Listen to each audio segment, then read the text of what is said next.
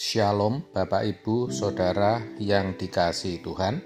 Seri pengajaran hari ini berjudul Orang Istimewanya Tuhan. Kalau dikatakan karena begitu besar kasih Allah akan dunia ini sehingga ia telah mengaruniakan anaknya yang tunggal supaya setiap orang yang percaya kepadanya tidak binasa melainkan beroleh hidup yang kekal. Yohanes 3 ayat 16. Ini sejatinya mengandung pengertian yang sangat dalam, yaitu bahwa Allah tidak menghendaki seorang pun yang ada di muka bumi ini binasa. Sebaliknya, Allah menghendaki setiap orang berdosa bisa berkesempatan beroleh hidup yang kekal. Sebab memang dosa telah membuat manusia tidak bisa selamat. Manusia pasti binasa. Lalu untuk mewujudkan kehendaknya, yaitu untuk menyelamatkan manusia dari kebinasaan, ia mengaruniakan anaknya yang tunggal dengan jalan mengutusnya datang ke dalam dunia melalui rahim seorang perawan yang bernama Maria.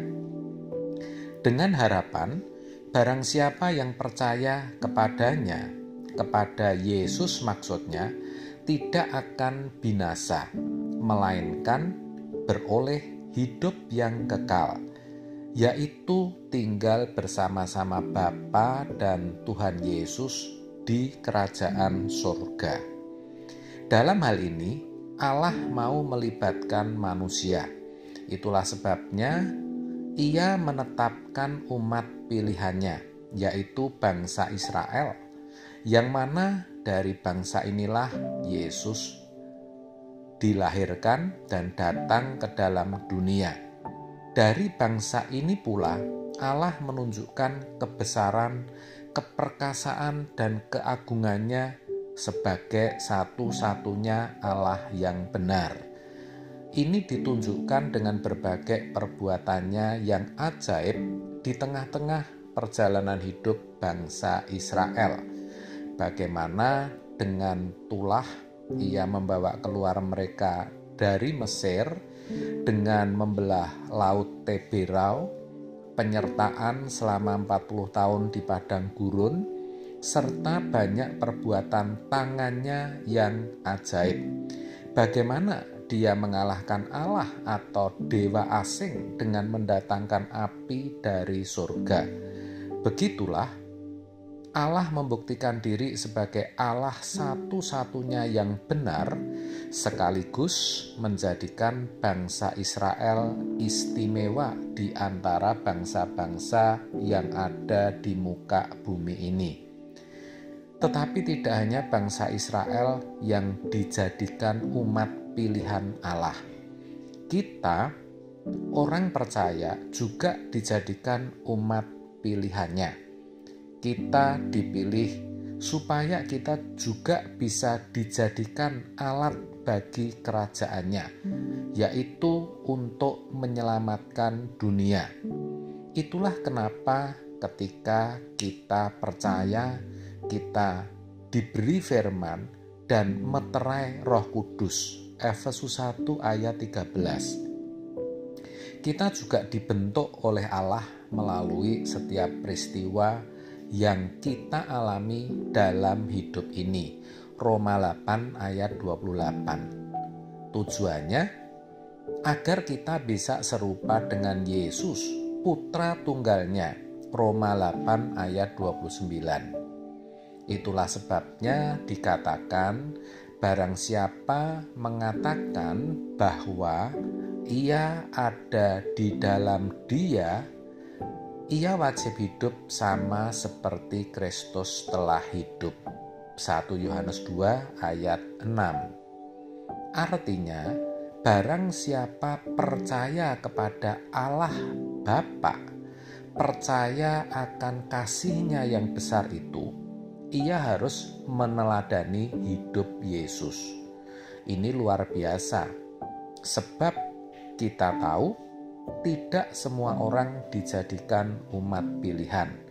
Tidak semua orang diberi kesempatan mendengar Injil dan diberi Roh Kudus Allah. Kalau kita dipilih, berarti kita itu orang istimewanya Tuhan. Kita sebagai orang Kristen harus mengerti ini. Supaya apa? Supaya kita bisa meresponinya dengan benar. Supaya dengan firman yang kita terima dan Roh Kudus tinggal di dalam diri kita bisa berjuang untuk menjadi serupa Yesus. Dan dengan berjuang meneladani hidup Yesus, kita bisa dipakai sebagai alatnya, yaitu untuk memberitakan kabar baik kepada semua orang yang belum mengenal Yesus. Terkait hal ini, memang ada orang yang dipanggil secara khusus sebagai hamba Tuhan, pendeta atau misionaris. Maka bagi orang-orang seperti ini harus sadar betul bahwa mereka adalah orang-orang istimewanya Tuhan yang dilibatkan dalam karya keselamatan. Ini harus diperhatikan supaya apa yang diberitakan benar-benar kabar baik yang mengarahkan orang kepada keselamatan kekal. Saya katakan demikian sebab kekristenan saat ini sudah mengalami degradasi atau penurunan kualitas. Banyak hamba Tuhan yang justru menuntun jemaatnya agar bisa menikmati dunia ini, bukannya untuk memperoleh keselamatan kekal. Sedangkan saudara mungkin bukan orang yang menerima panggilan khusus, tetapi kalau saudara sudah dijadikan umat pilihan, jadi orang Kristen, jadi orang percaya, saudara juga orang-orang istimewanya Tuhan. Saudara juga dilibatkan dalam karya keselamatan. Saudara sejatinya juga pemberita kebenaran yang harus memberitakan kabar baik. Saya mengerti barangkali tidak semua saudara cakap dalam berbicara. Tetapi bagaimanapun juga, Tuhan tetap mau memakai hidup saudara, melibatkan saudara untuk menyelamatkan banyak orang. Kalau begitu, apa yang harus dilakukan? Jawabnya, kita harus memperhatikan kebiasaan hidup kita. Efesus 5 ayat 15-17. Jangan bertindak bodoh dengan hidup suka-suka, tapi bertindaklah bijaksana, yaitu dengan terus membangun kehidupan doa dan perenungan akan firman Allah, supaya semakin hari beroleh kepekaan akan kehendak Allah. Dengan demikian, selain hidup kita semakin berkenan di hadapan Tuhan, semakin serupa Yesus, kita juga bisa menjadi saksinya, sehingga melalui hidup kita, orang lain juga bisa diselamatkan. Berat memang, tapi ketika kita mau berjuang, Roh Kudus akan memberikan kesanggupan, sebab memang kita orang-orang istimewanya Tuhan. Amin. Tuhan Yesus memberkati.